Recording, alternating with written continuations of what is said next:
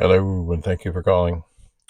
This is a quick video. It's not really about much of anything Commodore related, actually nothing, but Andrew and I have recently been watching Chicago PD, and there was an episode where this cop guy was in some level of distress because he basically had to take this drug stuff or his confidential informant would be killed. So at the last moment he relented, and then of course it wasn't going well, and he needed the drug to save him, and he sent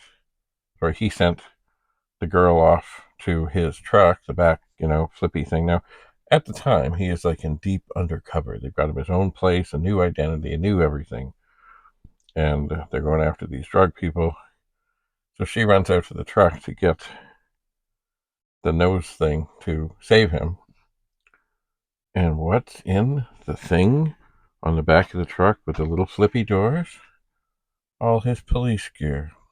And of course, the guy the dealer who he's trying to deal with and trying to catch happens to, come out in the midst of this when she's frantically trying to find this stuff to save this guy and sees all this police gear. And I think, no pun intended, but that is a rookie mistake. And they never, ever, ever would have put him in this deep undercover thing, living in a new place with a new truck and a new identity and a new everything. And say, yeah, let's put your vest and stuff in the back of the truck. That's just dumb. Dumb, dumb, dumb, dumb, dumb, dumb, dumb, dumb, dumb. Anyway, of course, it all had its way of working out. All very dramatic.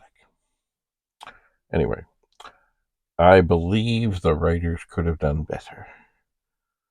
That they didn't need to say, oh, I mean, the guy already thought the guy was a cop. That's why he had him sniff the drugs. But when he did that, he was like, oh, okay, we're good now, because a real cop wouldn't do that.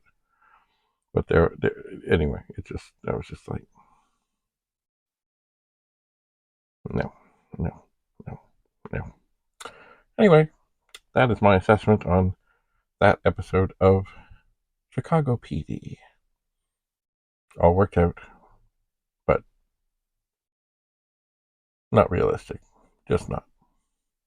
Anyway, thanks for coming. Bye for now.